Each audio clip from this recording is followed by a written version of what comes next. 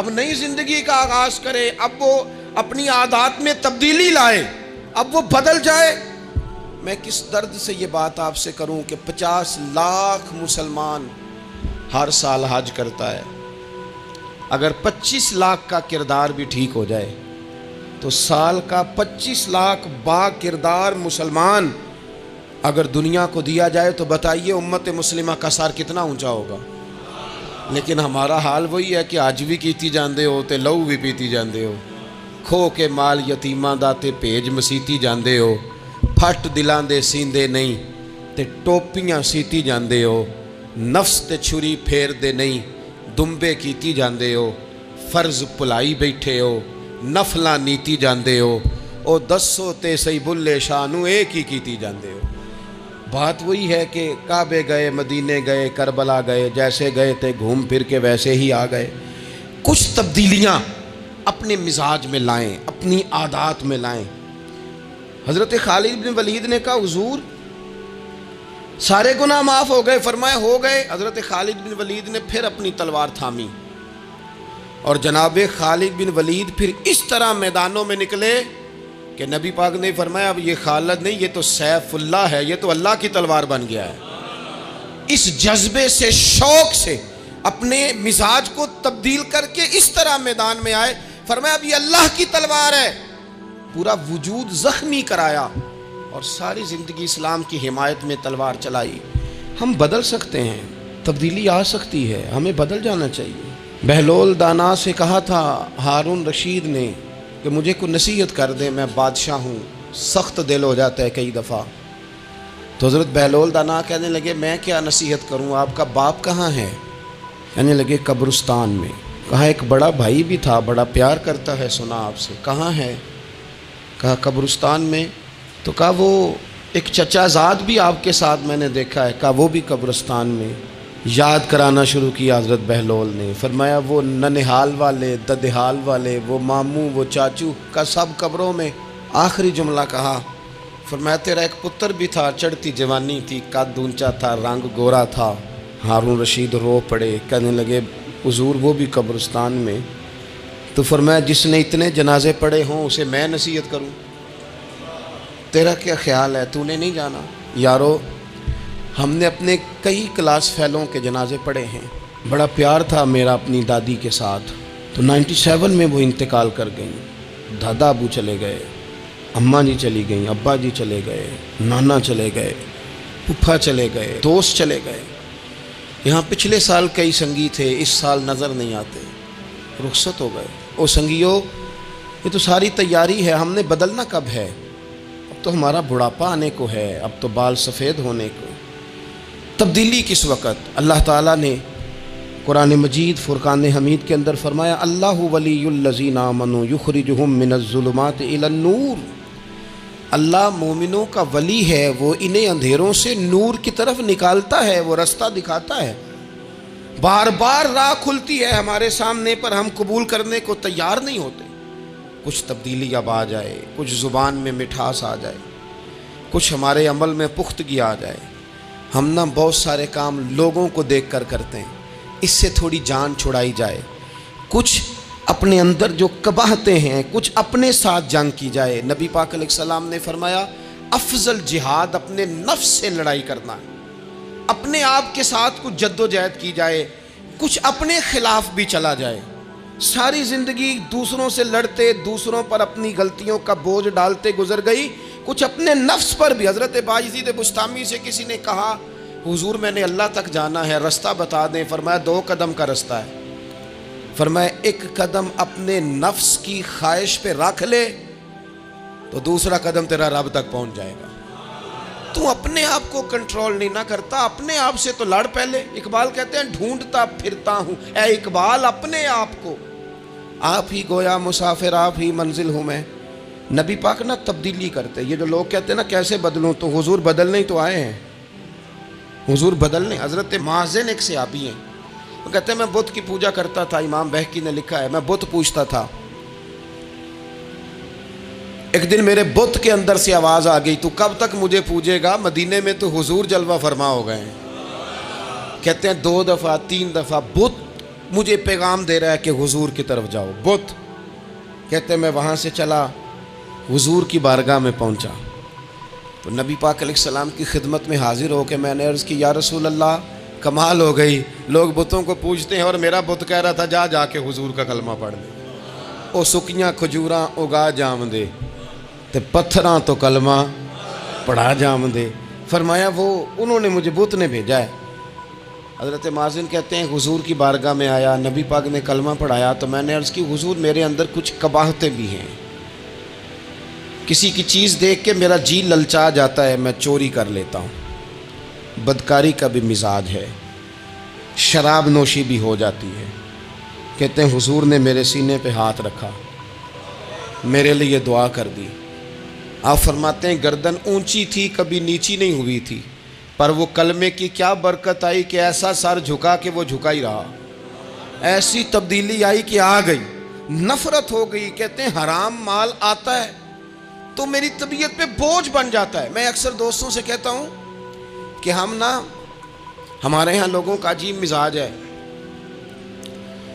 وہ اپنا mind set کر لینا, کبھی ذہن بنا لینا یہ چیز حرام ہے تو وہ کبھی بھی حلق سے نیچے ہی نہ جائے. آپ گوشت کھا رہے ہوں اور بڑا اچھا پکا ہوا ہے, بہترین مسالہ جات لگے ہوئے ہیں بہترین, آپ کھا رہے تھے گوشت, کوئی بندہ آپ کے کان میں آ کے کہہ دے صدقے کا ہے, اس کا منہ میں ذائقہ بدل جاتا ہے کہ نہیں؟ بھئی گوشت تو وہی ہے, یہ کیسے بدل گیا؟ کیونکہ آپ کے وہاں کمپیوٹر میں فٹ ہے کہ صدقہ میرے لیے درست. آپ وہ کہتے ہیں یہ تو فارم بن گیا. بھئی یہ کیا بن گیا؟ چلیں اس سے بھی آگے چلتے ہیں. آپ کھا رہے تھے گوشت اور بڑا لطف آ رہا تھا تو کسی نے کہہ دیا کہ تو جانور ٹھیک ہی نہیں تھا, بیمار تھا یا حرام تھا, ذبح ہی نہیں کیا تھا, صحیح طور پر ایسے ہی اس کو پکا دیا, مر گیا تھا. تو اب تو یہ حال ہوتا ہے کہ الٹیاں شروع ہو جاتی ہیں. کیوں؟ اس لیے کہ نفیس طبیعت پر نہ صدقے کا گوشت فٹ ہوتا ہے نہ حرام فٹ ہوتا ہے, کیونکہ طبیعت نفیس ہے نا. بس اس بات کو سمجھ لیں, جس طرح حرام بکرا طبیعت پہ فٹ نہیں نہ ہوتا, اس طرح کروڑ حرام بھی طبیعت پہ فٹ نہیں ہونا چاہیے. 2 کروڑ بھی حرام آ جائے تو فٹ. جس دن 2 کروڑ پر بھی الٹی آنے لگ گئی نا, جس دن حرام جگہ پر قبضہ کرتے بھی کہہ آنے لگ گئی, ذائقہ بدلنے لگ گیا, کمپیوٹر میں فٹ ہو گیا کہ یہ میرے لیے ٹھیک نہیں. لیکن میں اکثر کہتا ہوں لوگوں سے, میں کہتا ہوں ہمارے ہاں بندہ دیکھ کے فتویٰ ہوتا ہے. یہاں کوئی غریب عیسائی ہو نا, ماڑا بیچارہ گلی میں جھاڑو دے کے روٹی کماتا ہے, تو لوگ مسئلہ پوچھتے ہیں, کہتے ہیں مولوی صاحب سائنہ روٹی کھانی جائز ہے؟ تو میں پھر ان لوگوں سے آگے سے پوچھ لیتا ہوں, میں کہتا ہوں یہ بتاؤ امریکہ کا صدر بھی عیسائی ہے, اس کے ساتھ جائز ہے؟ اتنے وزیر مشیر وزراء اعظم ملکوں کے جا کے کھاتے ہیں, کبھی آپ نے مسئلہ پوچھتے دیکھیں؟ وہاں تو جو مولوی مشیر بنے ہوئے وہ بھی بیٹھے ہوتے ہیں بیچ میں, وہ بھی بیٹھے ہوتے ہیں, اب بھی ان سے پوچھو. لیکن ہمارا مزاج یہ بن گیا ہے کہ غریب کے حق میں مسئلہ اور ہے اور امیر کا معاملہ ہے تو معاملہ اور ہے. اس سے نکلیں, یعنی اگر 5 روپے کسی کے گر جائیں تو وہ واپس کرنے بھی ضروری ہیں, اور 5 کروڑ گر جائیں تو وہ بھی. وہ ہمارے ایک دوست کہا کرتے ہیں کہ ایک صاحب تھے, ان کو نا بڑے قیمتی جوتے کا ایک پیر مل گیا کہیں سے گرا ہوا. انہوں نے وہ قیمتی پاؤں جوتے کا گرا ہوا اٹھایا اور وہ بندہ تلاش کرنے لگے کس کا گرا ہے. دیر تک وہ ڈھونڈتے رہے ایک پاؤں کس کا ہے, تھوڑی دیر کے بعد انہیں دوسرا پاؤں بھی مل گیا. پھر انہوں نے بندہ ڈھونڈنا بند کر دیا. انہوں نے کہا اب دونوں ہو گئے ہیں, اب یہ کام آئے گا, لہذا انہوں نے بند کر دی. میرے عزیز, یہ تو کوئی طریقہ نہیں ہے نا کہ آپ چیز اگر تھوڑی سی ہے تو اس پر فتویٰ اور ہے, اور اگر زیادہ ہے تو مزاجوں میں جب ہم یہ لے آئیں گے اپنی طبیعت میں, اور کب تک ہم نے اسی طرح رہنا ہے, کب ہم نے اپنے وجود سے کام لینا ہے, بیکار وقت کب تک گزرنا ہے. کتنے رمضان آئے گزر گئے, کتنے عمرے آئے گزر گئے, کتنی ہم نے دیکھا کہ بس بیمار ہو گئے ہیں, ٹھیک ہو جائیں گے تو پھر اس کے بعد ہم نے کوئی نماز نہیں چھوڑنی, لیکن ٹھیک ہوئے تو بھول گئے, نئی سے نئی بات شروع ہو گئی. ہم نے کتنی دفعہ کہا کہ آج کے بعد تبدیلی, لیکن کیوں نہیں تبدیل ہوتے. حضرت فضالہ بن عمیر ایک صحابی ہیں, کہتے ہیں میں عورتوں کا معاذ اللہ بڑا رسیہ تھا. ابو جہل نے جب اعلان کیا نا جو حضور کو شہید کرے گا تو اسے 100 سرخ اونٹ دیے جائیں گے, تو کہتے ہیں میں خنجر بغل میں دبا کے نا تو طواف کعبہ کرنے چلا گیا. طواف کعبہ کہتے وہاں جب میں پہنچا تو میں نے دیکھا حضور بھی طواف کر رہے ہیں، تو نبی کریم نے مجھے دیکھتے ہی حضور میرے قریب آئے، اور مجھے نہیں بتانا پڑا، حضور فرمانے لگے تیرا نام فضالہ ہے؟ میں نے کہا ہاں۔ تو محبوب فرمانے لگے کیا باتیں کر رہے ہو اپنے آپ سے؟ کہتے میں دل میں سوچ رہا تھا کہ طواف کرتے میرے قریب سے گزریں گے تو خنجر مار دوں گا، کیا باتیں کر رہے تھے؟ فضالہ کہتے ہیں میں تو جب آیا تھا تو ایک بی بی سے مل کے آیا تھا، میں نے کہا تھا کہ میں آج بڑی رقم لے کے آؤں گا اور معاذ اللہ تیرے پاس رات گزاروں گا۔ کہتے ہیں میں تو اس سے بات کر کے آیا تھا، تو میں اب حضور سید عالم صلی اللہ علیہ وسلم نے پوچھا تو فضالہ ہے؟ میں نے کہا ہاں۔ کیا باتیں کر رہے تھے اپنے آپ سے؟ میں نے جھوٹ بولا۔ میں نے کہا جی وہ تو میں تو ذکر کر رہا تھا اپنے دل میں۔ کہتے ہیں حضور مسکرائے اور مسکرا کے فرمانے لگے چل چھوڑ، جس کام آیا تھا وہ کرتا کیوں نہیں؟ میں جو تیرے سامنے کھڑا ہوں تو کرنا، خیال آیا مسلمان نیک و بد پہچان جاتے ہیں اور آقا آدمی کے دل کی باتیں جان جاتے ہیں، کرنا وہ کام۔ تو فضالہ کہتے ہیں کہ میں کانپ گیا، میرے ہاتھ سے وہ خنجر گر گیا، حضور نے میرے سینے پہ ہاتھ پھیرا، اس طرح پھیرا کہ زندگی میں اتنا سکون کبھی نہیں ملا، اتنی ٹھنڈک کبھی نہیں ملی، اتنا قرار کبھی نہیں آیا، اس قدر زیادہ آزمائش کبھی نہیں آئی۔ میں قرار محسوس کرنے لگا۔ کہتے ہیں حضور فرمانے لگے کیا وہ وقت نہیں آیا کہ تو کلمہ پڑھ جائے؟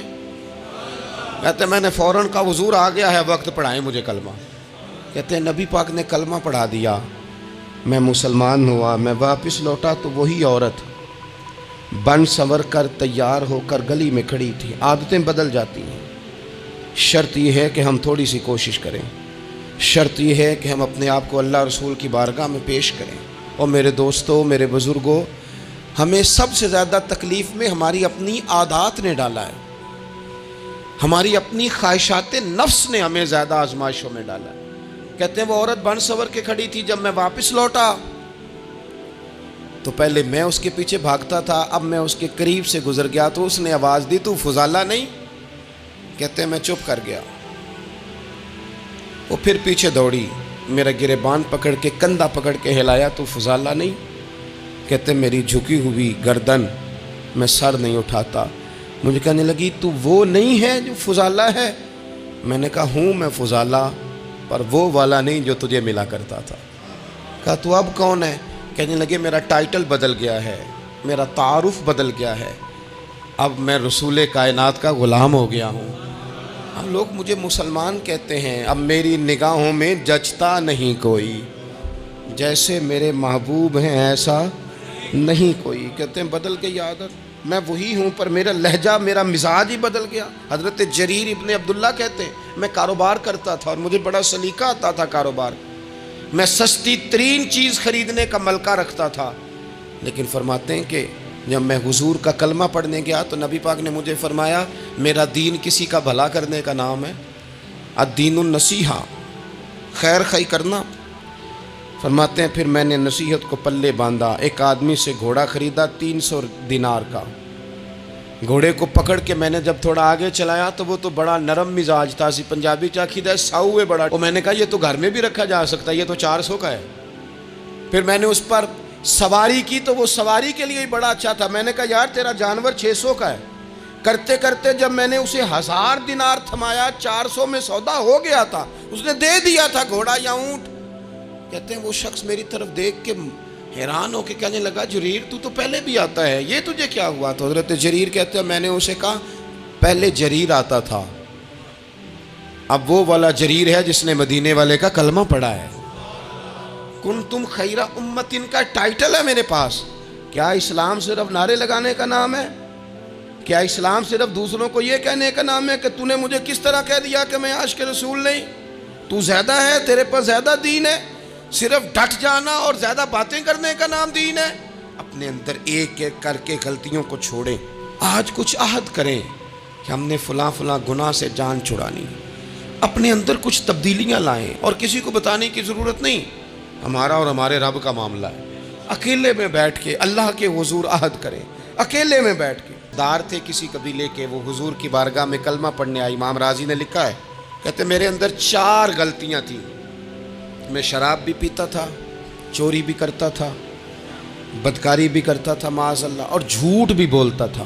حضور کی بارگاہ میں آیا، عرض کی یا رسول اللہ بچپن سے لے کر یہ بیماریاں لگ گئیں، بڑی کوشش کی، ابا نے بڑا مارا، لوگوں نے بڑا کہا، چھوٹی نہیں، اور میں چھوڑ سکتا بھی نہیں۔ ان کا خیال تھا نا جس طرح ہمارا خیال ہوتا ہے، ایک فلانی چیز نہیں چھوڑ سکتے، میں چھوڑ سکتا بھی نہیں۔ حضور ایک چھوڑ سکتا ہوں، ایک چھڑوا لیں آپ اور کلمہ پڑھا دیں۔ حضور نے فرمایا بالکل ٹھیک ہے، تو ایک چھوڑ دے۔ یا رسول اللہ کون سی؟ فرمایا جھوٹ نہیں بولنا۔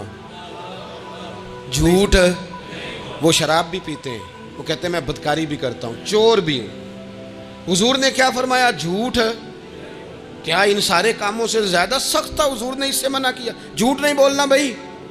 کہتے ہیں سونے وعدہ ہو گیا۔ سیدھے سادے آدمی تھے، دیہاتی سردار تھے، گھر چلے گئے۔ کہتے ہیں جب وہ شراب کے قریب جانے لگا تو دل میں خیال آیا کہ حضور کے پاس شراب پی کے جاؤں گا، اگر کسی نے پوچھا کہ پی ہے تو جھوٹ تو بولنا نہیں، سچ بولوں گا تو حال کیا ہوگا بھلا، وہاں کیفیت کیا ہوگی کہ میں شراب پی کے یہاں آتا ہوں حضور کی بارگاہ میں، مجھ پہ تو حد لگے گی۔ کہتے ہیں لہذا شراب بھی چھوڑ دی، اٹھا کے ماری دیوار کے ساتھ۔